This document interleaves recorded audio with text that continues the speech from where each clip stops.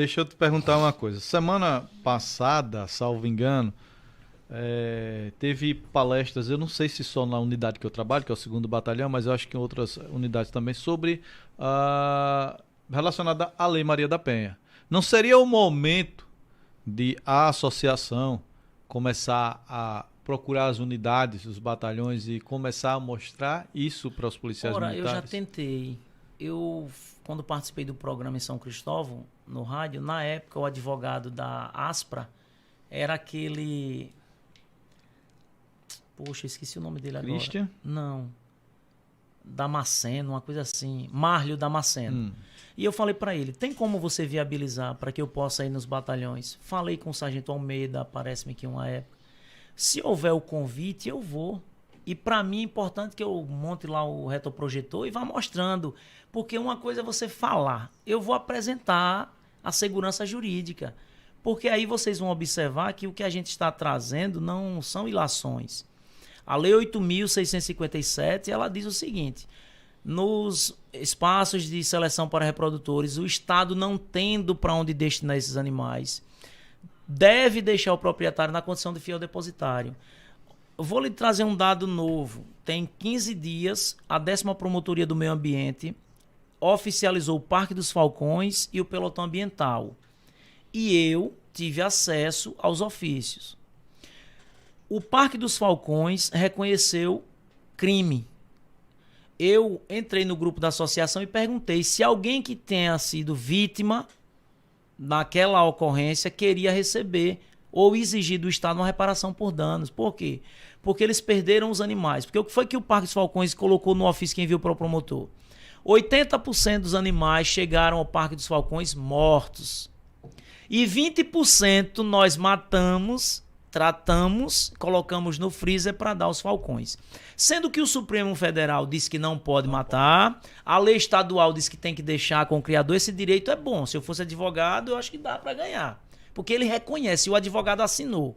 O pelotão ambiental disse o seguinte: doamos os animais para o Parque dos Falcões. Aí eu perguntei ao doutor Eduardo Matos, porque eu tive um encontro tem uns 15 dias.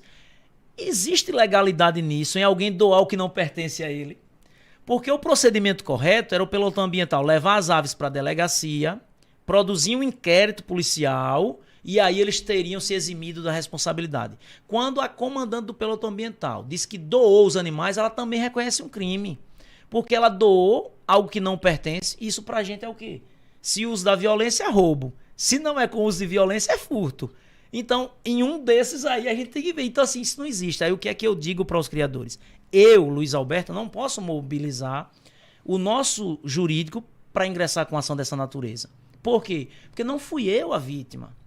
Mas se um criador se apresenta e exige da associação que o jurídico defenda ele, ele tem direito a exigir uma reparação por danos, ele tem direito a acionar criminalmente os órgãos e ele está embasadíssimo porque ele está diante de um ofício onde esses órgãos reconhecem crime. Então, o que a gente precisa disso é levar informação. Esses criadores que sofreram esse dano aí, eles fazem parte da associação? Tem 3 ou são 4 que fazem. E foi por isso que eu coloquei no grupo da associação. Mas é como eu falei para você. Já orientou, né? Isso. Nem todo mundo tem um perfil combativo. Quando a gente trabalhou na polícia, o que era que eu fazia? Eu ia ler a legislação, aí o comandante do CPMI dizia: todo mundo pro Precaju. Mas não disponibilizava um carro, não botava dinheiro, não fazia nada. A gente fazia o quê? Eu começava a articular: rapaz, vamos trabalhar aqui na cidade. A gente não está faltando serviço. Eu estou em uma unidade militar. Como a polícia não disponibilizou as condições, aí vem alguém, sempre vem aqui, vá no seu carro depois, Neco. Meu perfil é esse. Então eu estou no galo. Eu vou plagiar uma frase do candidato a governador do estado de São Paulo, Tarcísio de Freitas. Eu estou no galo para trabalhar e deixar legado. Esse é o meu objetivo pelo galismo. Trabalhar e deixar legado. Não sou filiado a partido político. Nunca me imaginei na política e estou passando a ter na associação uma escola fantástica. Que daqui para frente eu não nego que posso, se for convidado agora, dizer um sim. É um casamento que pode sair. Tem tudo para ser. Agora, fantástico, né? Nós não podemos restringir essa quantidade de informações que são tão necessárias para a população, para que as pessoas se instruam e entendam um pouco. É uma minoria, mas é uma minoria que precisa ter voz, precisam se expressar e defender aquilo que eles acreditam. Então, eu acho que a política é para isso também. Sim. A política serve para isso. É exatamente para isso. Quando eu coloquei aquela história de divisão de classes, obviamente o Roberval entrou, não, mas a divisão, a setorização, ela é importante para a democracia. É lógico que é. Nós temos cada grupo defendendo os seus conceitos, vou utilizar esse termo. E é óbvio que surge o galismo aqui em Sergipe, né, agora com a figura de Luiz Alberto, se associando ao Leandro, tentando levar esse debate mais acima. Para Brasília. Né, e trazer coisas novas, mais informação. Porque é muita informação. Veja, a gente está tratando de galismo, mas é tanta informação e uma coisa puxa a outra que a gente fica assim... sabe, é meio que zonzo de tanta coisa. Acaba que você não consegue absorver tudo de uma vez. E é se despir dos preconceitos. E tá aberto a ouvir. A gente precisa ouvir para entender. E Luiz Alberto e Oro, eu tenho diversas outras pautas, né? Uma das pautas que eu defendo é o serviço público, o concurso público, as disparidades salariais no serviço público. Eu sou contra as disparidades. Ora é militar, Luiz Alberto também é militar e sabe que as disparidades que existem na polícia militar, sim, do coronel para o soldado. Quem carrega o piano. Não é verdade? Então são coisas que nós também precisamos amadurecer, trazer o debate, levar o debate para Brasília, para a gente ir amadurecendo na população a necessidade de redução dessas desigualdades, porque existe desigualdade no serviço público e a gente precisa levar isso para lá. É inadmissível que um professor receba, né, um piso salarial acho que dá em torno de R$4.000 o salário, 3, 4 mil reais o salário de professor, e um vereador na cidade ganha 7 mil, o prefeito ganha 25 mil, um deputado ganha 32 mil, o professor ganhando 4 mil reais. Vê se pode um negócio desse, né? Então a gente precisa rediscutir essas coisas. Mais maluco ainda é que existe o piso salarial e ele não é cumprido na maioria dos municípios. Ainda é pior, a coisa ainda se torna pior. Mas aí... Né? Fale. Continue, não. Eu ia entrar em uma seara que não é minha. Eu ia fazer uma crítica ao sindicato. Mas talvez eu não tenha a autoridade para isso. Então... Você quem sabe. Eu estava pensando enquanto vocês falavam aqui que... inclusive aquele negócio que o Clédson colocou aqui. Clédson Melo Feitosa. Ele disse, o galo é tão importante e milenar que até biblicamente existe a missa do galo. Muito importante essa entrevista. O ponto litúrgico. E o galo quando Pedro traiu Jesus? Quem foi o anunciador da traição? Frei Ambrósio, que é conhecido como o bispo de Milão, um erudito da Igreja Católica, ele vê lá, nos escritos você vai lá e tá arauto, vigilante e vingador, anunciador de um novo amanhecer. Por quê?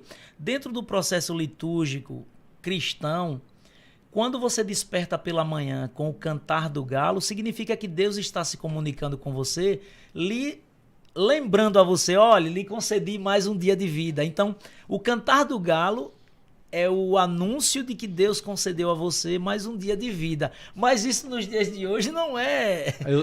Existia. Eu estava pensando aqui, cara, porque eu acho que eu cometi 2 crimes, né? Porque assim, tem gente que fala que a vaquejada é crime, né? Que o galismo é crime, né? E eu que trouxe a Record para Gararu para filmar uma vaquejada de galinha.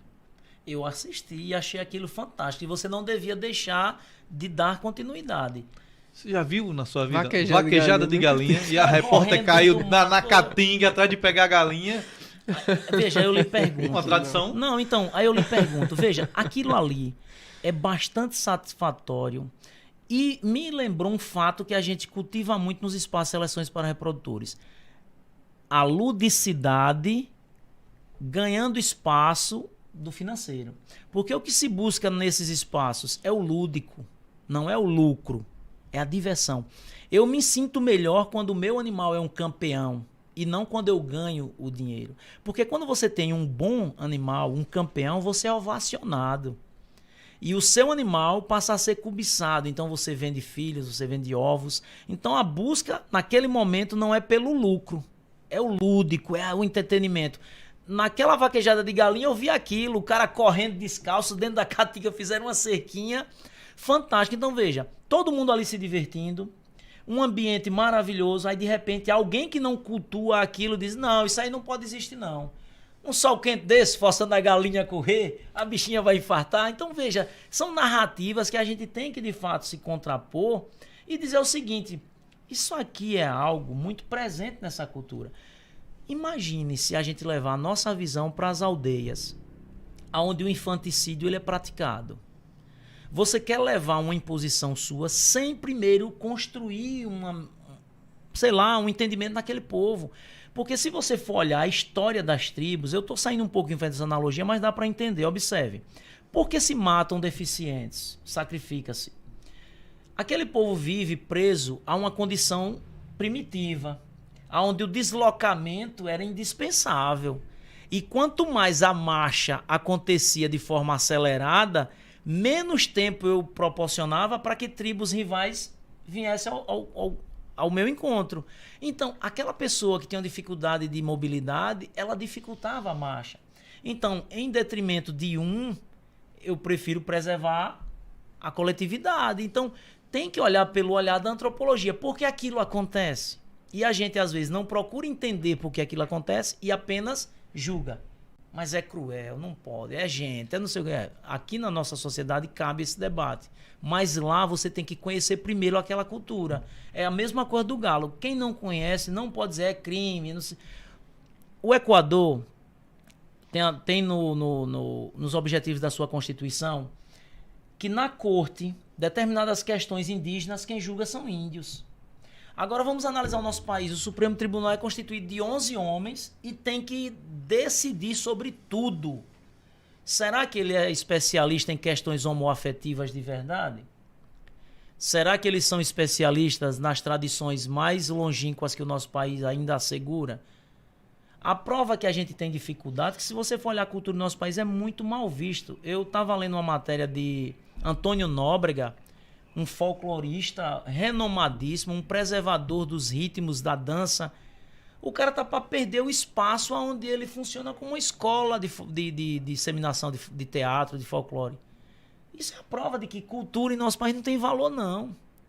Então, assim, a gente precisa olhar com esse olhar de preservação para essas manifestações que retratam o povo brasileiro. O Leno está dizendo aqui que, inclusive, aquela vaquejada de galinha, e aí eu não tenho conhecimento, mas se você assistiu, talvez você possa afirmar que sim ou que não, que a maioria daquelas aves ali era da raça Mura. Não, pelo menos as galinhas em si... Talvez ele não esteja falando daquela, então, ou porque é o seguinte, da vaquejada de galinha como um todo, porque né? A nossa ave, as que você usou lá, elas tinham muita plumagem. E a ave combatente, ela é um animal que tem menos quantidade de pena, mais brilho, entendeu? Aquelas dali parecia a galinha caipira. Você falando ali sobre essa comparação com as tribos, com a briga de galo no popular, eu lembrei aqui e vim procurar aqui no Google, né? Porque a gente tem o pai aqui, né? Então a música Luiz Gonzaga, Fogo Pagou, né? Conhece? Tive pena da rolinha que o menino matou. Então, né? Mas aí quando prova ela assadinha, né? Gostou. Existem esses detalhes, né? E assim, Luiz Alberto, no combate, aí voltando para o combate, antes da gente continuar o nosso papo sobre política, no combate, chega a haver a morte ainda de algum desses combatentes, ainda que tente se evitar isso? Por isso que eu estou andando em todas as linhas de Sergipe e do Nordeste que eu posso. Porque eu estou indo como um pesquisador. Porque os dados que nós temos são muito vagos.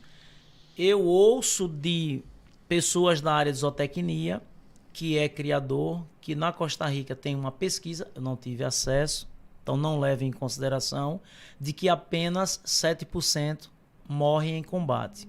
Mas eu tenho um dado, esse está acessível para quem quiser pesquisar, Sérgio Alves Teixeira, um pesquisador da Universidade Federal do Rio Grande do Sul, nos traz um dado de que 15% vem a óbito no combate. Só que essa pesquisa dele, ela é antiga. E o galismo, ainda que pouquinho, mas ele vem moldando algumas situações. Redução de tempo do combate, modificação das esporas. Consequentemente, um número muito baixo de mortes. Qual é a minha concepção para o galismo? Se houver a possibilidade de apresentar uma propositura em Brasília, diminuir o tempo e impor algumas regras para que não deixe o animal chegar ao extremo. Vai desagradar muita gente? Vai, porque tem gente que adora o sadismo. Isso está em todo canto. Mas, para a manutenção da tradição, é necessário que algumas mudanças elas ocorram. Eu estou com 10 obras em casa e não queria dar entrada no IFAM sem a minha, claro, né? Uma questão de vaidade intelectual.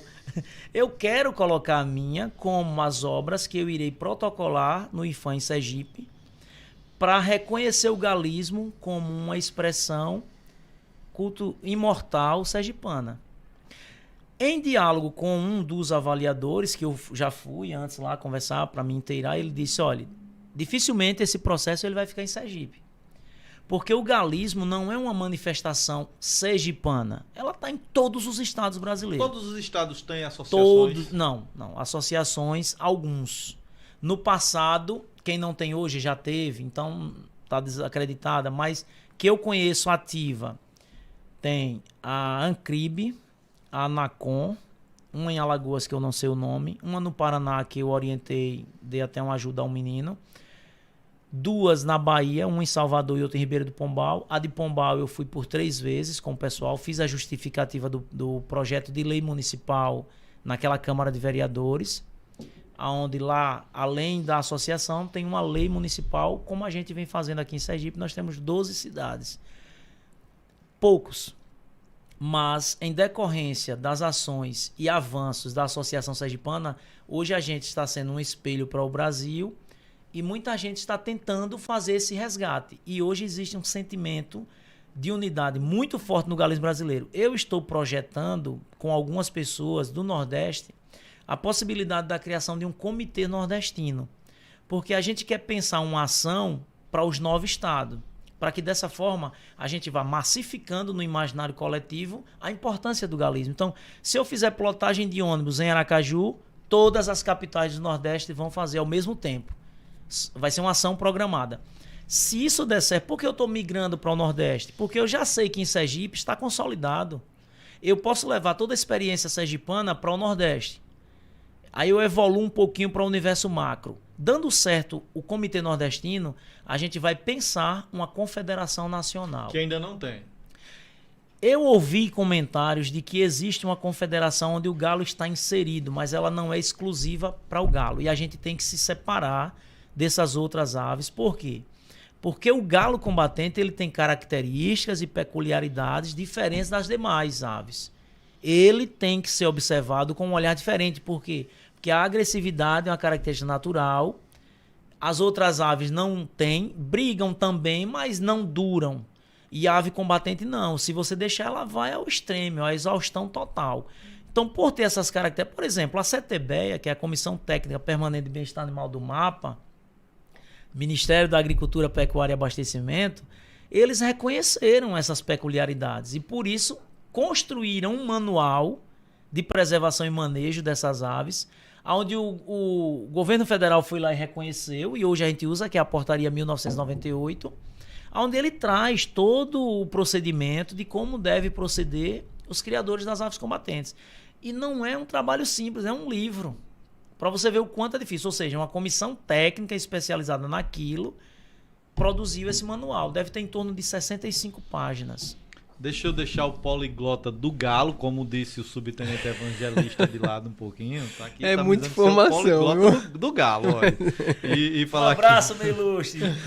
Falar grande músico aí, viu? Música, isso. Toca muito, né? E tira a paciência da gente quando tá de serviço. Mas faz parte. Veja, você tá já foi inserido, até por conta da própria família, do seu irmão, nesse mundo, nesse universo do galo, né? Mas você já deixou claro aí que existem, óbvio, outras pautas dentro disso tudo que você traz para a sua candidatura. Mas, ainda que ele tente colocar, ao mesmo tempo que Sergipe avançou, que já deu um grande passo, está consolidado, me parece que ele coloca como se ainda fosse pequeno o número de pessoas associadas. Mas aí eu vou lhe dar um dado e queria que você trabalhasse com isso. O número de associados que você tem, basicamente, é o mesmo número de associados da associação aqui de vaqueiros de Porto da Folha, que tem a maior vaquejada de gibão, a maior festa de gibão do mundo. A maior vaquejada que tem no Brasil, no mato, é aqui em Porto da Folha. E basicamente é o mesmo número de vocês. Nós somos uma das maiores do estado. Mas... Então tem mais que uma? Não. Você fala de associação, isso, em geral. O número de criadores eu acho que deve ter em torno de 5.000 pessoas ou mais. Então, para um universo de 5.400 ainda não é nada. Certo. E eu tenho que trazer esse pessoal para ficar embaixo do mesmo guarda-chuva e entender que se a gente direcionar toda essa força, esse poder para essas portas que se abrem, a gente pode conseguir muito avanço. Eu queria saber do Leandro como fazer isso, como ele... Por exemplo, se eu der entrada nesse processo no IFAM, como é que ele vai ajudar? Eu vou ingressar com ação no IFAM para o reconhecimento. Ele vai remeter para o IFAM Nacional em Brasília. Olha ele lá. Você entendeu? Eu tenho... Quer complementar? Se deixar... A ideia é abrir as portas, né? Isso. É você servir como um facilitador para que ele tenha a oportunidade de chegar a essas discussões no local certo, no local exato. Então, tendo um deputado federal que facilita esse acesso, ele vai conseguir defender as ideias dele, as ideias da associação, que vão se engajar com outras associações também no país, outros deputados federais que também vão estar engajados nessa causa, para que... Leandro, você vai ser um mediador do galismo brasileiro. Eu estive em uma mobilização em 2020 em Brasília, viu? Dos galistas. Nós fomos para a esplanada lá do Ministério fazer barulho. Trio elétrico, 2 trio elétricos, falando do direito do galista. A gente quer ser visto, quer ser valorizado, quer sair da clandestinidade, porque se existe coisa ruim no galo, é porque ele está à margem da sociedade por omissão dos políticos. Regulamente. Vai pagar licença ao bombeiro para liberar o espaço, vai ter alvará do município de funcionamento. Olha quanto fomenta a economia. E você pode, em uma casa de espetáculo, você como proprietário não contrata seu segurança para só entrar quem está dentro. A mesma coisa vai acontecer no galismo. E o governo federal, o governo estadual ainda pode ter um controle maior. Olha, está regulamentado, mas com tais condições. Como é que eu faço isso? Como a Espanha só vai estar naqueles espaços o cara que estiver vinculado a uma confederação e que no ato da apresentação ele apresente a documentação necessária. Eu vou na Endagro, eu quero levar um galo meu de Cedro para Aracaju. Eu pago R$ 7,20 de uma GTA para que a Polícia Federal, quando me parar, eu não precisar da carteirada. Eu vou chegar lá e vou dizer, tá aqui a GTA da minha ave, tchau, vou me embora, R$ 7,20. Olha eu ajudando ao governo do estado. E eu faço isso com frequência e muitos outros colegas. O problema é regulamentar. E para regulamentar tem que ter espaço para que a gente possa apresentar esses argumentos. Para que a gente tente convencer vários criadores de outros estados. Se você chegar a Brasília, vão se aproximar de você pedindo por essa pauta. Tentamos, Nelson Barbudo, ficou naquela questão de bastidores. Tentamos um outro do Maranhão que eu liguei para o cara umas 10 vezes, mandei umas 200 mensagens de WhatsApp, nunca respondeu, talvez tenha perdido o número. Por quê? Porque existe uma necessidade, porque é naquela casa que se trava os debates e a questão de legislação para o galismo é nacional, então não preciso mais focar no estado de Sergipe. Aqui a gente já tem tudo. Lei estadual e o criador que tiver um amigo vereador que quiser apresentar uma propositura, a associação está com o projeto pronto, montado, muito bem feito, com justificativa que já foi enviado modelos para Pernambuco, para Bahia. Então a gente está aqui para servir como laboratório. Como chegamos ao Ministério Público? Como chegamos à Endagro, que é o órgão de fiscalização animal no estado? Como chegamos ao Ministério da Agricultura, à Superintendência em Sergipe? Entendeu? com comprometimento. Quando a gente se compromete, a gente vive para a causa. E é o que eu estou fazendo, trabalhando para deixar meu legado. Dentro da legalidade. Leandro não vai chegar lá e dizer, eu defendo a briga de galo. Não, esse tema quer até mudar a narrativa. Você vai conversar com alguém dos movimentos sem terra, ele não diz que é invasor de terra, não. Ele é o quê? E eu defendo a preservação. Isso. A gente defende a preservação. Poceiro, não é poceiro? Aí eu tenho que dizer que o cara tá brigando. Não, é um espaço de seleção. Por que eu insisto no espaço de seleção? Porque aquele procedimento que o criador faz, ele está permitindo selecionar os melhores. A regulamentação vai exatamente preservar a integridade da ave. Isso. Tem projetos, muito projetos. Pior é ficar clandestino. Com certeza. Pior é ficar clandestino. O prejuízo é muito maior. Então, ora, por que o MMA é liberado? Porque movimenta muito dinheiro. sim. Então fica fácil de você negociar no âmbito dos bastidores do poder na política. Por que a vaquejada está funcionando no nosso país? Porque movimenta muito dinheiro. Laboratórios de pesquisa para melhoramento genético de aves, produção do melhor suplemento para aquele animal, venda de sêmen congelado. Observe o quanto a vaquejada movimenta de dinheiro no seu entorno. É muito dinheiro, é muito emprego. Então a gente não pode, por capricho, sem uma justificativa convincente, não vou acabar com isso porque machuca o animal. Peraí, levando em consideração o sofrimento daquele animal e o que aquele sofrimento dele pode proporcionar como resultado positivo, será que não vale a pena pesar na balança? Vamos buscar mecanismo para melhorar, mas não dizer assim, vai acabar com isso. Porque você vai desempregar demais, vai parar a linha de pesquisa científica. Veja, quando eu falo em ser ilegal, é de acordo com a lei. Eu não estou falando aqui do que eu penso, o que eu deixo de pensar. E eu tenho que funcionar aqui como mediador, jogar as ideias para vocês trazerem o pensamento de vocês. Quando você fala isso aí, eu paro para analisar da seguinte forma. O boi ele é criado para quê? Qual o objetivo final do boi? Não é alimentar o homem? A galinha, o galo, o objetivo final não é esse? Vai haver o combate entre eles. Se morrer, o que é que vai servir? De alimento?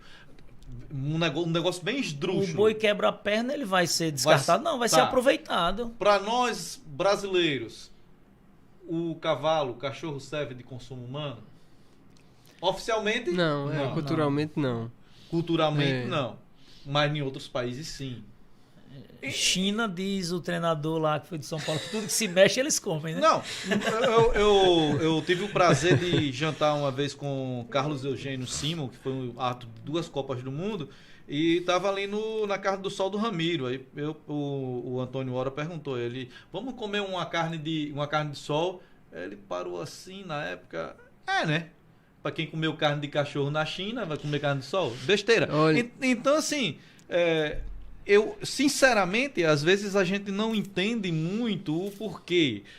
Alguém colocou aqui, não sei se foi o teu irmão ou alguém, colocou aqui, seria bom se os ambientalistas estivessem abertos ao debate. Eles entraram em evidência por defender essas ideias dele, que justamente são a contraposição ao que você... Não estou dizendo que estão certos ou que estão errados. Mas é onde está, é o radicalismo. Vou lhe dar um exemplo. A deputada Kitty Lima, pelo que eu vi em um cartaz divulgado, ela cria uma porquinha. Qual é, se você perguntar a um veterinário, qual é a superfície de solo apropriada para determinados animais serem criados? Sim. Ninguém criava um cachorro em apartamento. Eu parei agora, mas eu fui criador porque eu praticava também outra ilegalidade. Eu gostava de caçar. Porque no meu estado, isso é cultural. E na minha família, meu pai muitas vezes teve que caçar para botar o alimento na mesa da gente. Então eu cresci vendo isso, eu nutria um gosto, porque eu gostava de atirar demais. Atirava até dentro da sala do promotor. Eu nunca vi um negócio desse. Vai contar essa história? Não pode não, ao vivo. Aí o que acontece? Ele disparou uma arma na sala do promotor, ele contou. Aí veja o que acontece. Você vai para perdi até ali de raciocínio. O cara cria um porco. Não, o cara cria um porco em uma superfície de porcelanato. É sério isso? Ele se equilibra. Não. O cachorro, segundo os veterinários, tem que estar numa superfície áspera, porque quando ele está em desenvolvimento, se ele ficar patinando, ele vai crescer zambeta. Ele perde a questão. Lembrei da situação do cachorro que minha cunhada tinha, um poodlezinho. Como o piso era liso, ele foi desenvolvendo um problema nas articulações por conta disso. Para eu dialogar com os ambientalistas, eu fui ler. Porque Santezum diz o seguinte: conheça o seu oponente e você tem 50% de chance de vitória. Eu não estou para ganhar ou perder, eu estou para aprender a argumentar com eles. Eu tive um debate com um vereador da cidade de Malhador e ele se dizia ambientalista. Eu disse, graças a Deus, já posso contar com o seu voto. Porque se você defende o meio ambiente, nós estamos aqui com um projeto de lei para assegurar a manutenção de uma espécie através de quê? Da criação. Não, mas eu não defendo o galo não, porque esse projeto seu é para assegurar a criação, mas no futuro você quer liberar a briga. Veja, você está condenando alguém a um crime sem que ele tenha cometido. Então veja a mentalidade dos ambientalistas. Então veja, o cara cria um cachorro em piso de porcelanato, é inapropriado. Um porquinho é inapropriado. Então algumas coisas a gente tem que trazer para que a população compreenda. Por que essas coisas é aceita e outras não? Um dos maiores guitarristas do mundo cria, parece, salvo engano, 18 cobras. O Slash, do Guns N' Roses. Tudo bem que não é no Brasil, mas você sabe que hoje em dia tem gente que cria cobra em casa. Então, assim, não dá muito para entender. Agora, a gente sabe também, Luiz e Leandro, que a questão, os defensores do ambientalismo aí, os pessoal radical, eles ganharam uma força muito grande na mídia, principalmente. E eu vou dar um exemplo daqui, e assim, não, mais uma vez, não é condenando, é apenas dando exemplo. Eu estava de serviço, a minha viatura foi deslocada para o município de Gararu, que aconteceu um crime bárbaro. O cara matou outro com facãozadas, com facão. No mesmo instante, praticamente, assim que eu me desloquei, foi necessário outra viatura e uma pessoa jogou uma bomba e o cachorro abocanhou.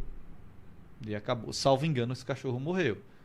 Bom, enfim, nós seguramos o cara que matou o outro lá, na mesma hora o delegado soltou porque faltava alguma coisa, não deu certo. Pronto, o cara foi solto.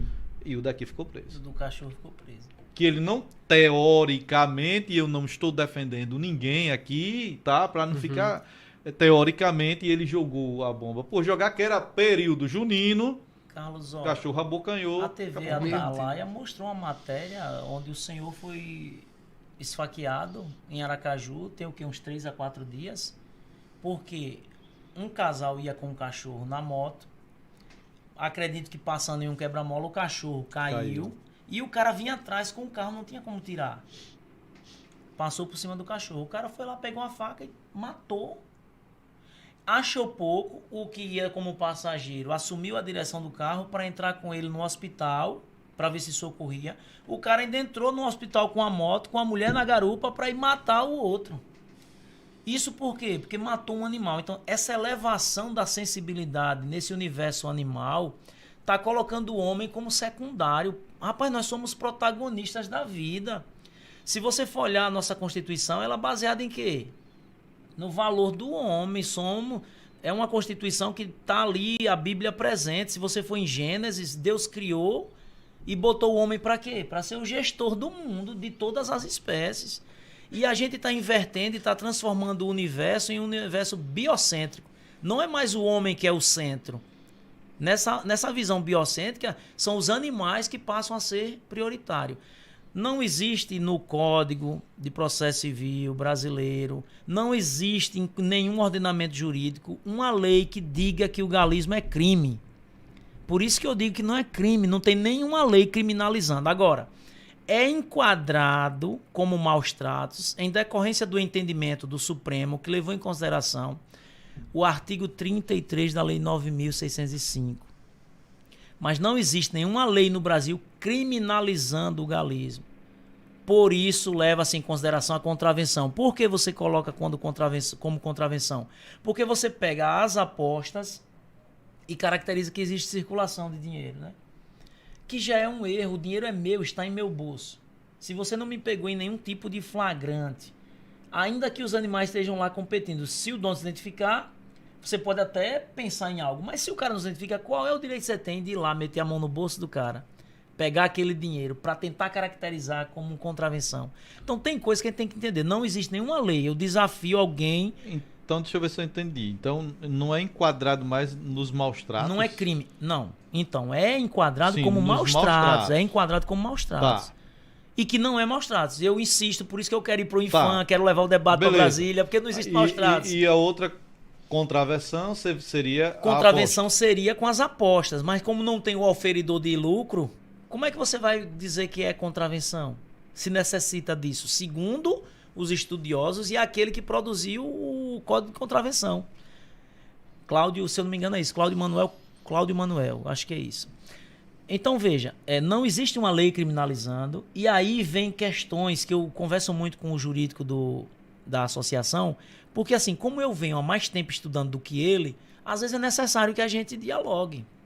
Não é porque o cara é operador do direito que ele vai conhecer o direito. Para isso existe direito previdenciário, direito de família, direito criminal, direito civil. Então ele precisa.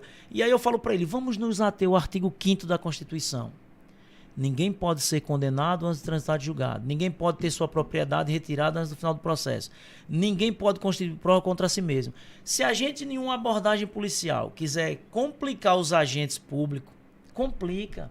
Porque existe margem suficiente para enquadrar o agente público no descumprimento de uma vasta legislação. A exemplo da própria lei estadual, a exemplo da DPF 640, a exemplo da lei 13.052 de 2014.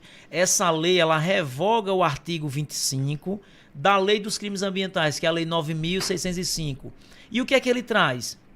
Quando você conduzir os animais, ele deve ser conduzido levando em consideração o seu bem-estar físico. O pelotão ambiental entregou no Parque dos Falcões 80% mortos, conduzido de forma errada no fundo da caminhonete, no sol quente, tudo apiado um por cima do outro. E o parágrafo seguinte é o seguinte: deve ser conduzido para guarda e cuidados sobre os cuidados de mão de obra especializada. Se você levar para uma fundação, para um zoológico ou para entidade similar, tem que ser com mão de obra especializada. Quem é que cuida de animais? Veterinário, zootecnista. Houve um problema que a gente mobilizou a DEMA. O pelotão ambiental chegou na cidade de Nossa Senhora do Socorro, levaram 8 animais. A associação tem a obrigação de correr atrás dos animais dos associados, porque como é que eu vou justificar a contribuição do associado? Procuramos Gilvan Dias, diretor-presidente da DEMA. Informamos, pedimos explicações. Entrou a TV Atalaia no meio, nos deu uma voz, noticiou. Resumindo, os animais foram para os CETAS. E eu questionei, conversando com o doutor Eduardo Matos, ele disse, não pode ser comigo, porque foi em Socorro, tem que ser com o Ministério Público de Socorro. Os CETAS não pode receber aves combatentes. O CETAS, que é o Centro de Triagem de Aves Silvestres, só pode receber animais silvestres. Isso foi uma ação que aconteceu através de uma instrução normativa. Por quê? Porque o IBAMA entrava, matava. Tem vídeo na internet que o cara bota um cabo de vassoura no chão, prende o pescoço do galo e puxa pelos pés. Tá público no YouTube para todo mundo ver. Isso não é maus tratos, não? Isso não é maus tratos. Isso era para ir preso mesmo, de verdade, né? Como é que você alega que o outro tá praticando maus tratos e você mata o animal? Essa lei diz que tem que ser para observação sobre cuidado de mão de obra especializada. Houve uma audiência pública no Ministério Público e nós estamos solicitando uma segunda. A deputada Kitty Lima enviou um assessor. E aí ele trouxe uma ideia da Universidade de Formiga em Minas Gerais, que trata para tirar a agressividade desses animais. Como eu leio um pouquinho, eu gosto de ler, aí eu lembrei na hora, eu digo, poxa, esse estudo está sendo baseado em dois teóricos.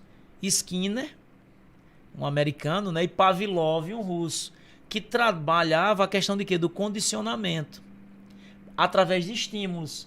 Então, esses estudiosos levam as aves para a universidade. Então, isso aí é uma prática que eu condeno, porque você está induzindo as pessoas a acreditar que você consegue tirar a agressividade do animal, mas você está usando de técnicas para que aquilo ocorra. Então, você desenvolve algum tipo de carinho, algum tipo de trato com a ave que você vai tirando dela Mas você está usando de um recurso. E o galista ele não usa de recurso para o animal combater.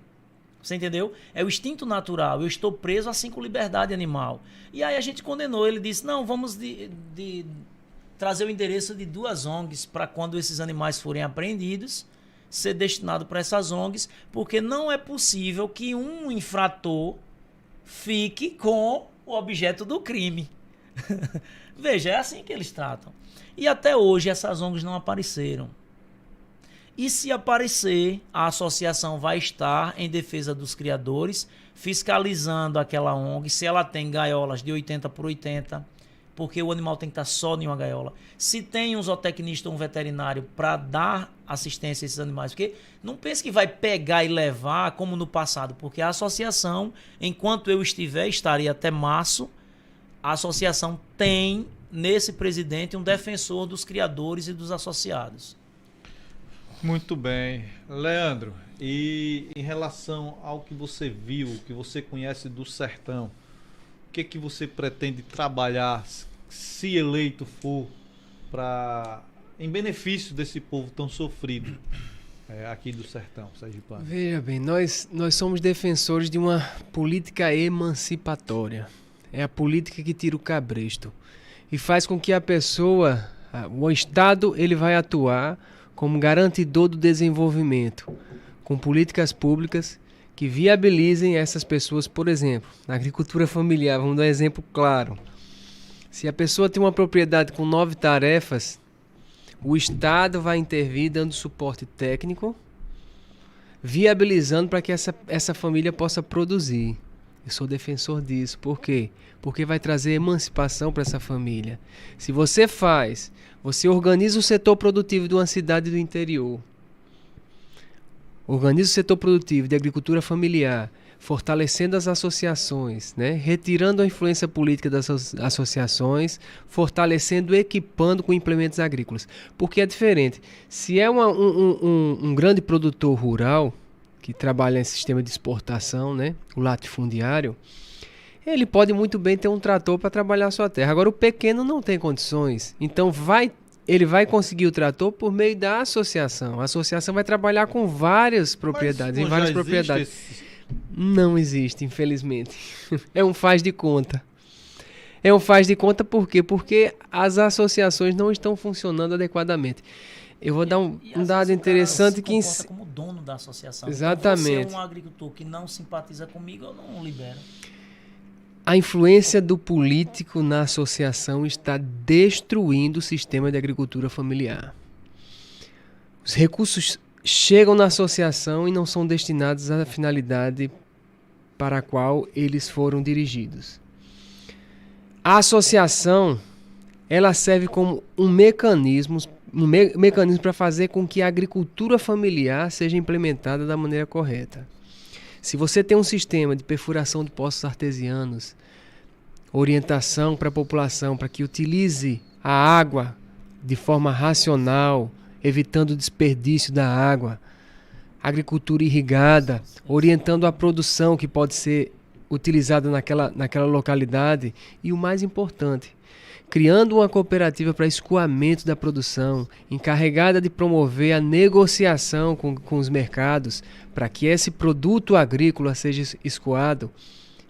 O papel das prefeituras, comprando uma parte da produção, isso acontece, mas não está acontecendo da maneira correta. Por quê? Porque é um intermediário que contrata com a prefeitura quem adquire toda a lucratividade.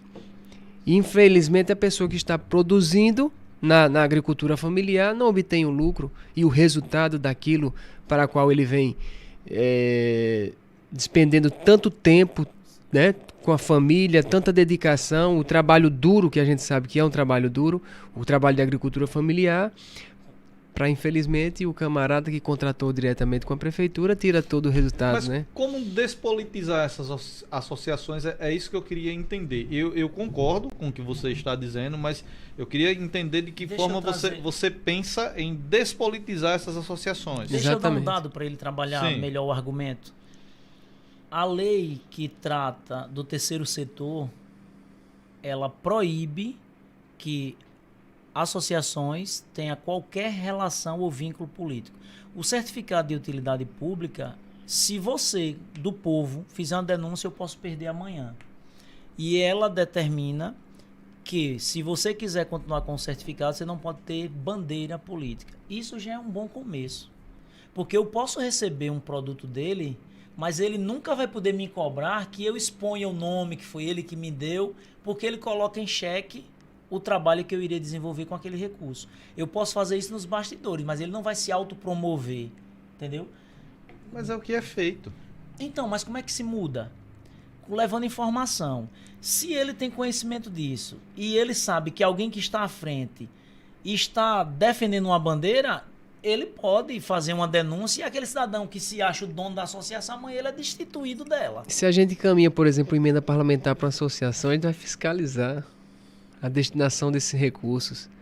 Olha, a fiscalização vai ser pesada. Se eu chegar no Congresso Nacional, encaminhar uma emenda parlamentar para uma associação, para determinada finalidade, nós vamos fiscalizar para verificar se realmente está sendo implementada. Nisso eu admiro o Garibaldi Mendonça. E é o que fez com que nós nos aproximássemos do mesmo. Vai para o 7º mandato, não tem um processo, teve aquela onda da subvenção. Uma pessoa que estava à frente da associação não recebeu recurso na época porque tinha medo. Não, vou pegar essas verbas, porque tinha desconhecimento da aplicabilidade. E eu disse, eu tô doido por essas verbas. Porque se você gasta 100 mil, mas você apresenta em que gastou, qual o problema? Você contrata ali com a TV Atalaia uma propaganda, 10, 15 mil, um exemplo. Eu contrato com a Hyperlux, eu acho que é isso, que faz os outdoor, mais 15 mil. Eu já gastei 30. E tá ali o processozinho pronto, tudo montado. Agora, quem realmente quer destinar 400 mil para receber 200 de volta, idiota é o presidente que devolve. Porque quem vai responder não é somente o deputado. O presidente também vai. E é isso que eu admiro nesses dois cidadãos que eu estou trabalhando. É honestidade, é um diálogo direto e que não existe em momento algum essa sedução de dizer, mas vamos tentar fazer algo? Aquela questão do jeitinho. Não, aqui não existe jeitinho. Exatamente. É para trabalhar, tem recurso, vamos gastar. Agora vamos justificar os gastos. Cobrar realmente. E eu vejo de forma clara a possibilidade de colocar em execução um projeto como esse. Não existe na prática. Na prática não existe e traz um prejuízo medonho para as cidades, principalmente do interior, que infelizmente tem um subaproveitamento das terras. Como eu havia comentado aqui no início, tem pessoas com 9, 10 tarefas praticamente improdutivas, tem uma jaqueira, um cajueiro, mas não, o aproveitamento de produção daquela área não está sendo feito na sua plenitude. Então, com orientação e com estrutura, é possível essas famílias produzirem bem, produzirem com qualidade, aumentarem a renda familiar, o lucro, e contribuírem com toda a sociedade com alimento, muitas vezes orgânico, de qualidade, que vai chegar na mesa das famílias.